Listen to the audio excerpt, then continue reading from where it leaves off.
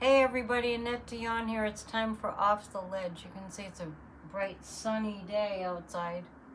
The light's behind me, so it's a little dark. It's Friday already. It is March 28th, just a few more days before we're into April. Just, I think, less than 24 hours before we're into a solar eclipse. And the I am sign of Aries, let me just check and see the astrology for today is, and we'll check with Kathy Beal too, who generously provides us with the astrology for the day, a little snippet. The moon is in Pisces, and this afternoon goes into Aries at 4:36 p.m. All right. I was reflecting this morning on the United States of America, as I do every minute of the day. And there are two ways to direct our thinking. And this is very, very important to consider and to heed the advice that goes with it. We can look at our democracy as being over, or we can look at it as our democracy is being more challenged than it's ever been, and we are meeting the challenge, and we are winning.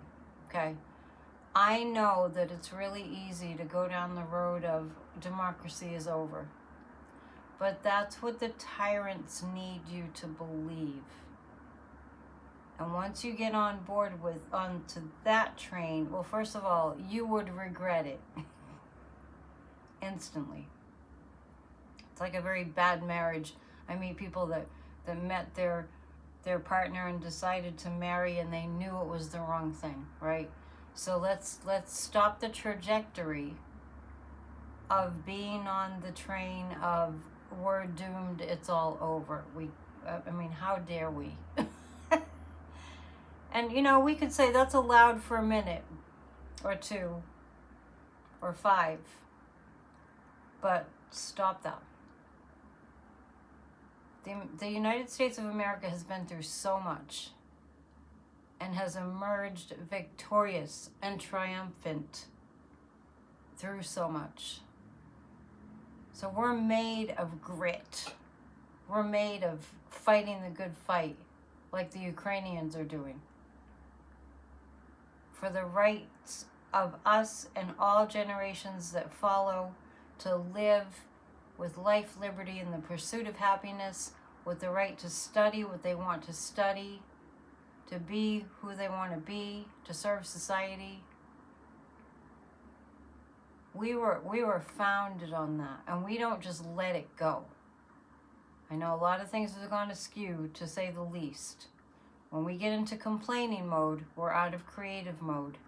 Except when we're in complaining mode, we actually are creating what we don't want. So let's get into the pro-democracy creating mode of a stronger democracy and overthrowing this fascist regime. I can't even say it, it's so disturbing, before it takes hold. Before it takes any more hold. Okay? That's our goal. We reach our goals. And if you haven't already, if you weren't with us last night, please go ahead and do the guided meditation for a healed America. It's on the longer video. There's one that I did that I just talked, but it got messed up technically. So the meditation is the latest one from yesterday, Thursday the 27th. From Ernest Holmes today, the words of wisdom, before we go to the astrology. When I sit in darkness, the Lord shall be a light unto me, is a line that Ernest Holmes took from the Bible. When I sit in darkness, the Lord shall be a light unto me. And the heading is simplicity. And the complete simplicity of Jesus, the great teacher. I say that because I don't want people to get turned off like this is a Christian channel or spiritual.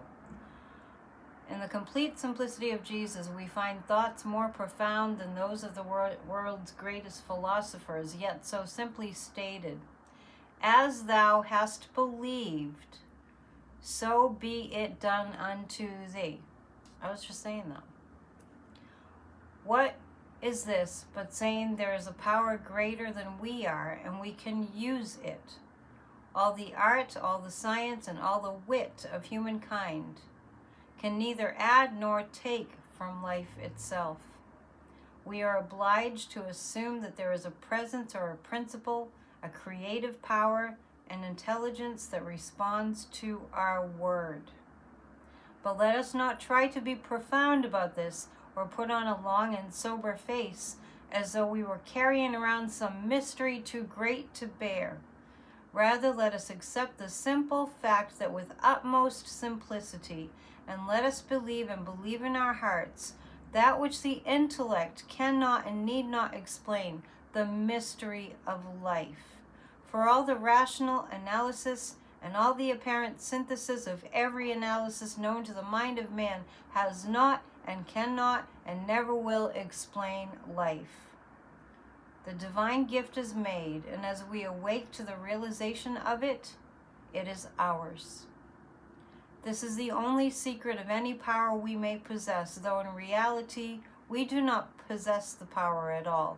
We merely use it. I love how I don't read this ahead of time, but it's always just, it lines right up to what I was saying. I'm going to read our protection prayer.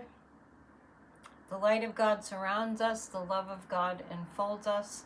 The power of God protects us. The presence of God watches over us. Wherever we are, God is, and so it is. Please pray or meditate or intend or do all three fervently that the United States of America is protected from harm. We all know that we're sitting ducks and we have people that are working for the Kremlin and our government. So it's serious times, but we will get through it. And that's why I come to you every day. This is my job now, full time, to help us all during these times. Okay, 28. The 28th. Kathy Beal is at empowermentunlimited.net. To book a reading, go there. And we did a show yesterday. Make sure you check that out. Very, very informative. Kathy is very knowledgeable. Here we go. This is Kathy Beal of empowermentunlimited.net with Astro Insight for March 28th, 2025. The build-up to tomorrow's solar eclipse is really getting palpable, except there's a sensation in the air of everybody having their brains wrapped in cotton. Be thankful for it. Be gentle with yourself. Follow the impulses that are erupting within you. Something primal and fierce is brewing, is growing, is driving you. Be nice, if at all possible. And if not, be quick.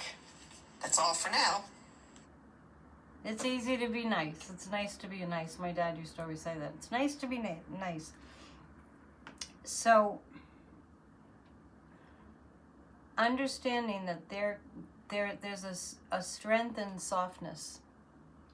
And just since I mentioned Jesus and Ernest Holmes references Christ, Christ was very, very powerful. And you can think of other spiritual leaders like Sadhguru is behind me now. Very, very, very powerful, but very, very, very gentle. For the good, for the divine, for the healing. So, really good messages today. Let's go to a few Osho cards and then I'll let you go. These videos are about 13 minutes every single day. Members can participate in 40 Days to Releasing Religious Guilt. I do that every day up until, it was Ash Wednesday to Palm Sunday. Easter comes late this year. And tomorrow, if you're a member, tomorrow night is our psychic party. And our focus is going to be on this equinox time that we're in. The first day of spring was last Thursday. And Ostara, which is Easter. We're gonna have a psychic meeting about that. Okay, so if you're a member, make sure you join us tomorrow at 7 p.m. And to join, just hit the join and pick a level that you'd like to support financially. It's really inexpensive. It's a great deal. 3 cards You don't want to miss it. And the 40 days to releasing religious guilt, you don't even have to have been brought up with religion to get the benefits of that course. Okay, so here we see the laziness card seems to have a different meaning today. For a while it was meaning, I was picking up, it was meaning that not enough people were getting involved. This is about, I really want to say, I am getting this message. It's hard to understand all the details, so let's go for, like Ernest Holmes was talking about, simplicity. Let's reduce what we're doing to a simple, in a nutshell version. We're saving freedom. We're saving our right to live in freedom. That's the totality of it. So the overwhelm is what tyranny does to get us to check out. If we don't understand what's going on, and if it's too much, we tend to check out. But what we need to really know now is that we just have to boil it down to the simple formula. We're saving our freedom. We're saving the right to live in freedom. They're literally arresting people for saying derogatory things, well, which they perceive as insulting things to Trump. That's a dictator. We're fighting for the right to live in freedom. And we're receptive to one another. As a total collective consciousness, we're receptive to one another. So let's just make sure that we can think of this simply. What's our objective? To save our democracy, to save and preserve our right to live free. When we fight, we win. My little banner's flapping in the breeze today. When we fight, we win. What are we fighting for? The right to live in freedom. The right to be educated. The right to read what we wish to read. The right to love who we want to love. The right to own our own businesses. The right to stand up for one another. The right to speak out and to be heard. And the right to self-govern. We will not give that up. We are not giving up.